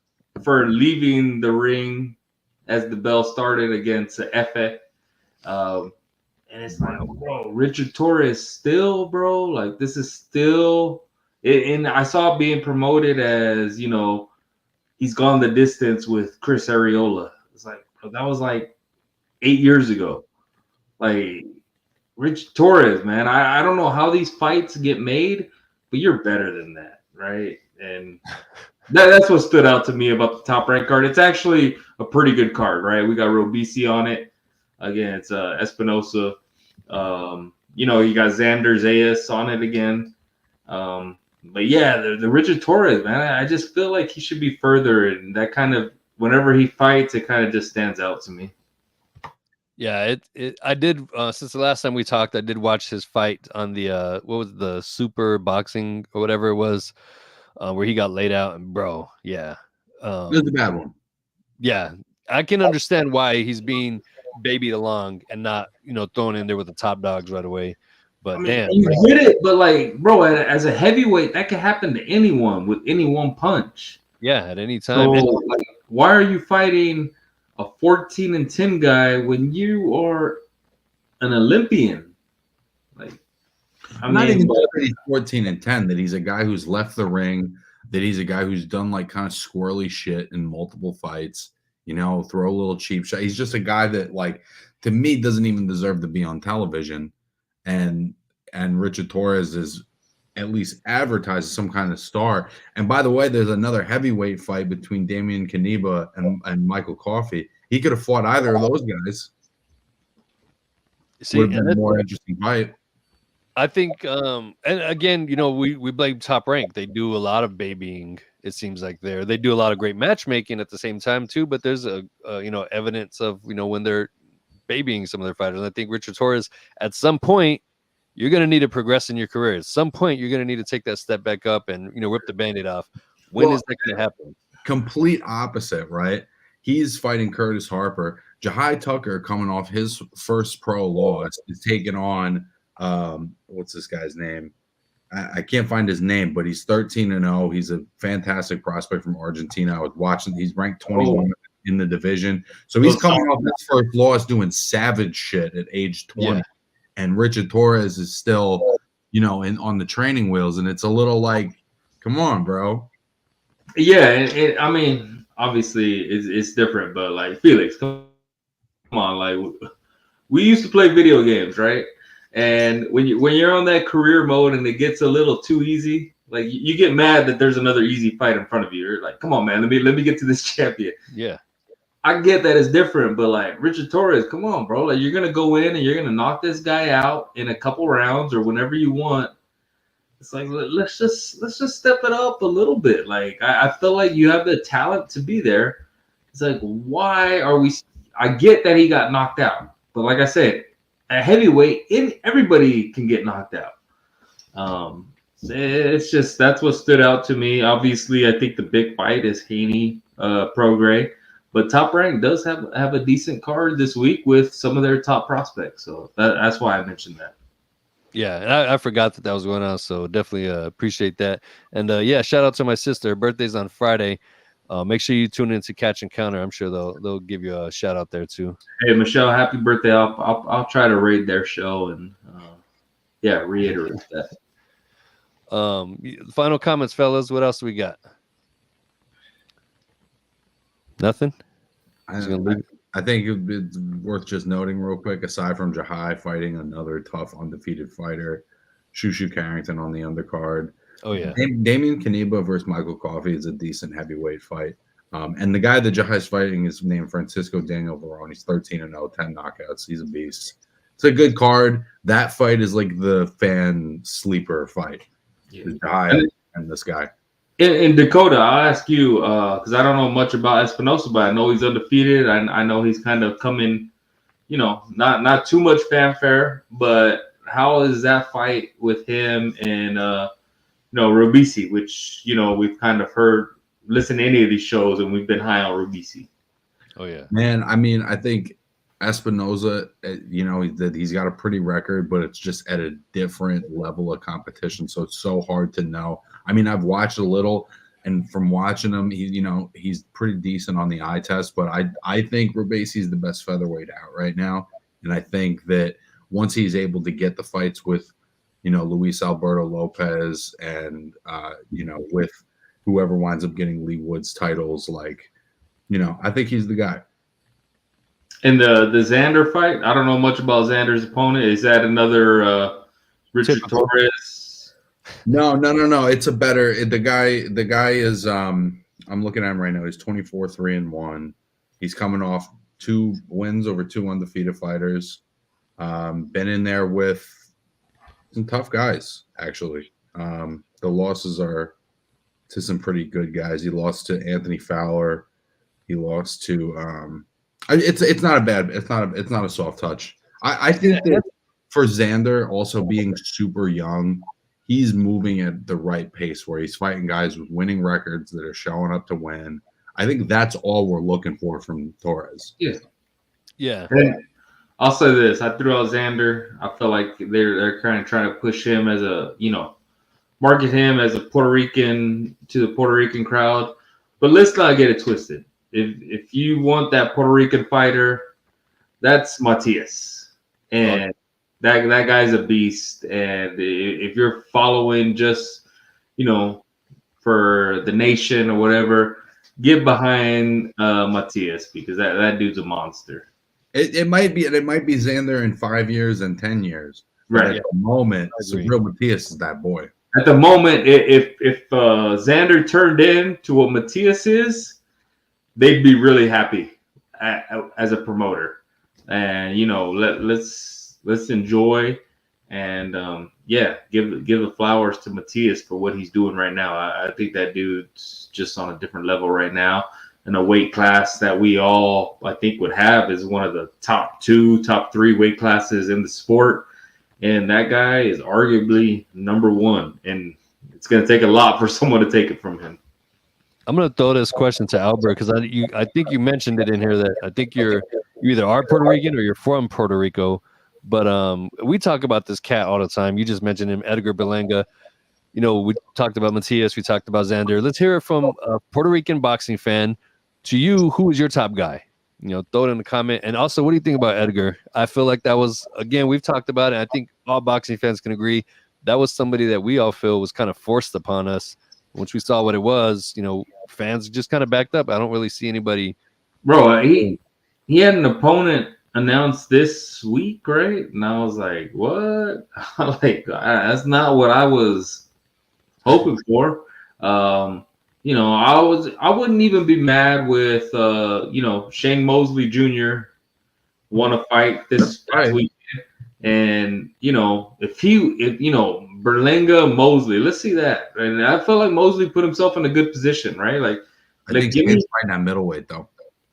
Yeah, I heard that, right? The 160. And we talked about it earlier too. The fighters that are more spoon fed and the fighters that have that gritty upbringing. Shane Mosley, by all means, should have had that groomed professional career, but he hasn't. He's had my dad's not a famous boxer career. He's had I don't have a famous promoter. He has all the things that you could have you propel to a successful career, but he didn't go that route. He went the gritty route. He's got losses on his record. He's got TV fights that aren't on TV. He's fighting that club level style. Wasn't he on the last Contender? Yeah. And he doesn't have this is a guy that has Shane Mosley Senior is one of the greatest, in my opinion, the greatest lightweight ever. He's probably one of the guys that I would pick to either beat or have a competitive fight against a 135 Roberto Duran. So with all that being said, your dad's a legend, but you're still coming up the gritty way, and you got to respect that. And I think Edgar Berlanga has that catered, groomed career, and I think Shane would put it on him. I don't know if he wins, but I don't know.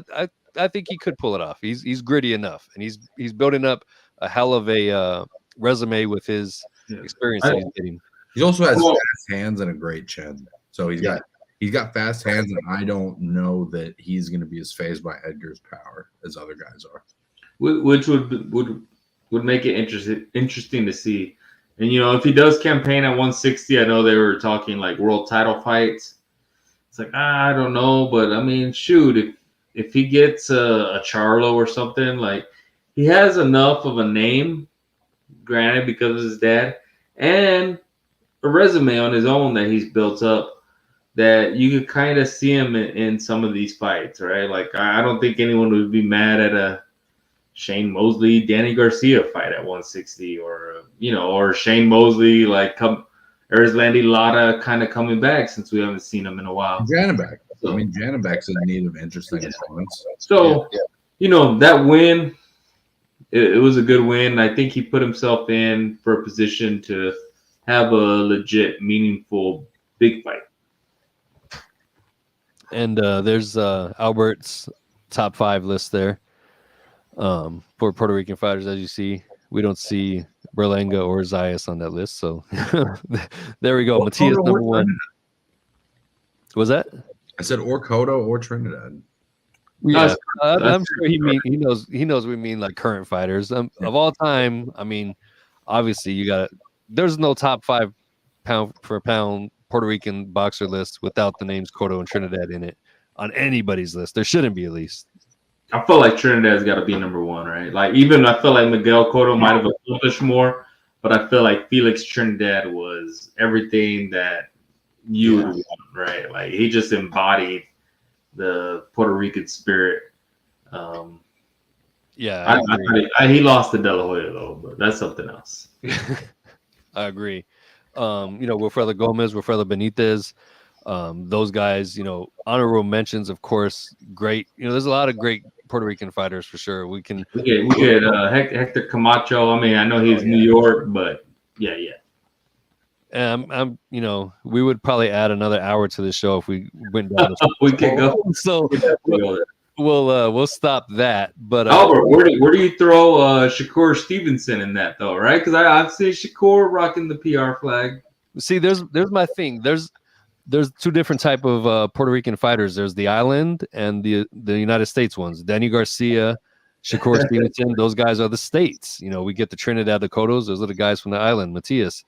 I also want to say in New York, Puerto Ricans, New Yorkers are a special breed. Yeah, and New Yorican is a thing.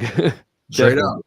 Yeah, straight up. And I mean that always brings up. We've always talked about Puerto Rican Mexico rivalry, and again, even with the Mexican fighters, we have the guys from across the border. Your Marquez, Barreras, all of those guys. And then we have the United States versions, the Ryan Garcias, the Oscar De La Hoyas. There's the difference.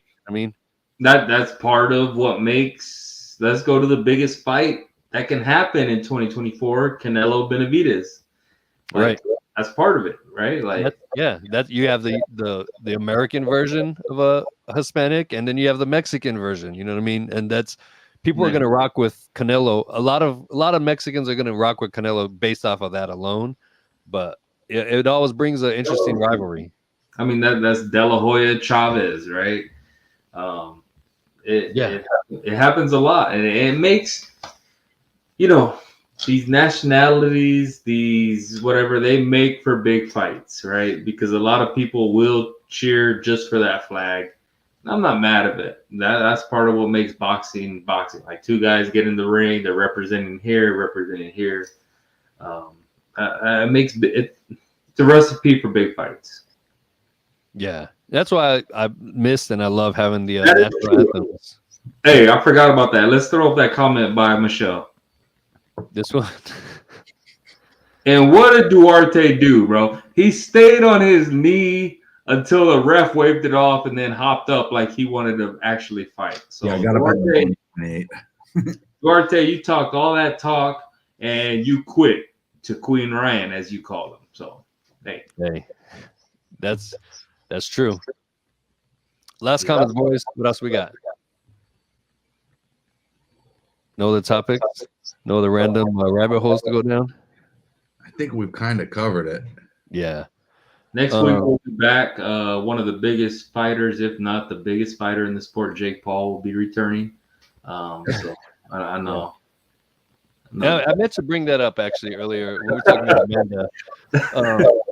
Don't you think that she should?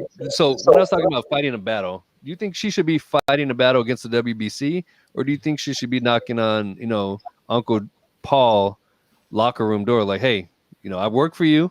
Let's make this. This is something that needs to happen. Like, I feel like Jake Paul, whether you like him or not, he's a disruptor, and he's got the power to make moves and make things happen. What a better person to put in a position to bring 3-minute rounds than him. And I mean, I think that's a perfect guy right there. I don't know. I think it's just. I don't think they should, but I feel like that's the fight that she should be going against. I don't think anybody is. Enough people are calling for that, right? Like if everybody was saying we want 3-minute rounds, then we would get it, right? Like it's supply demand. Like I just don't think people are calling for that. And that's why. And I think she's better as a 2-minute fighter because her activity with her power is going to beat and hurt a lot of these girls. So, I mean, props to her for making a stand, but, all stands aren't good stands. That's my take. Well, there we go. We'll wrap it up now. We've definitely gone. It's been a fun show. Shout out to everybody in the comments. Shout out Joseph Rivas. Make sure, again, you go to OFTV, check out the episode of The Fight Life with Joseph Rivas. It's good. I mean, this dude, he's lived the fighter lifestyle. He's fought MMA. He's fought Muay Thai. He's in the boxing world now, and he's finding his footing in there. And, follow his journey. You'll get to know him a little bit. And, follow our platform. You'll get to know him a lot more. Watch his fight. It's up on our channel. Joseph Rivas versus Kevin Morales. Dakota and Jack provided commentary. Great work on that. And I'll let you guys close out final comments too. Well, when you're done watching Felix's excellent episode, Joseph Rivas, check out episode 2 of The Fight Life with Shadeja Green, fighting for the WBC title December 15th on the Jake Paul undercard as a part of your DAZN subscription. So that's pretty exciting shit. Hell yeah. Yeah, for sure. So I was joking around about next week, but next week is a big fight. Yeah. Yeah, sure. A big platform and a big, hopefully, showcase for Shadeja. So hey, listen. I always give him props when it's time. Jake Paul's fighting a professional boxer, so that's worth tuning into. Well, I'm not gonna lie. I don't even know who he's fighting. I know we've already ended the show like 10 times, but take us. Who is he fighting? He's fighting a guy named Andre August, who I think is like 10-2, 10-1.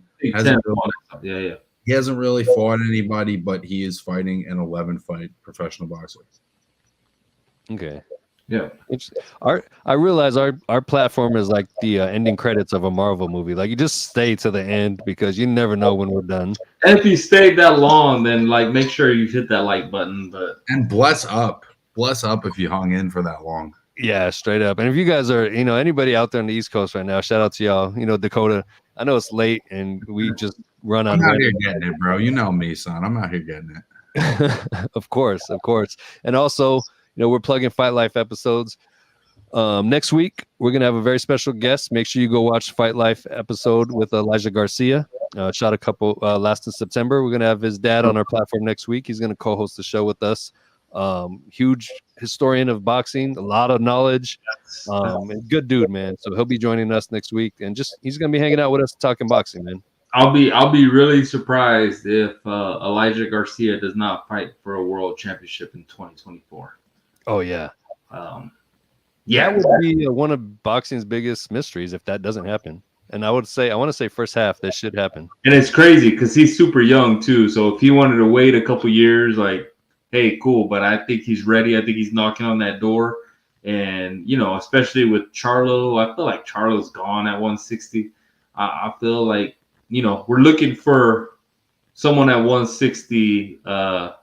It's time for the future at 160, bro. Elijah Garcia, Troy Isley, Joe Sean James, Shane Mosley Jr. Let's Mix move it forward. up. Let's Get mix the it up. Jamal Charlo, Arislandi Lara era and move forward. Yeah, I agree. I think 160 definitely is right there, and it's time for that star to take over. You know, Triple G, Canelo rivalries, that's done. Triple G, you know, does anybody honestly, you know, we're all fans of Triple G, obviously, but does that excite No, you to know that he's gonna fight anymore? You know what I mean? Bro, I seen a picture of him maybe a month ago, and he's not touching 160. Maybe ever again in life. Like it just is what it is. He's had a good nut. That's no hate on him. Like he's had a good career. He doesn't need to weigh 160 pounds ever again. Yeah. I just don't see it happening. So I think that we'll end it there because I'm sure we'll find something else to talk about. But what great show. Tune in Friday, Catch and Counter, Jack Nibs. Ray might pop up and invade the show again too. And then again, tune in next week. We're gonna have a special guest host with us too. But hey, that's it. That's the Boxing Shop. Thank you for tuning in. Good night, y'all. Peace, guys. Peace.